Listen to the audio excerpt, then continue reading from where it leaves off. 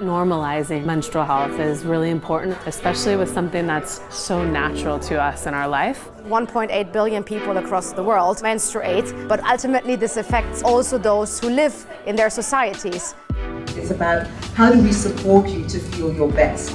My personal commitment to close the menstrual health gap is to use our brand, our platform, and our voice to help normalize periods, to talk about the issues that are at stake, to acknowledge how many folks don't have access to period products, access to water, and to really help change the conversation around menstruation.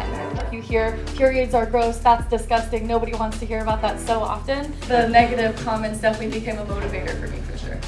In the case of menstrual health, the personal is very political. Systemic change is what will make a difference for the most amount of people. The data is so important, but I think where story comes in is it gives meaning and emotion to the data.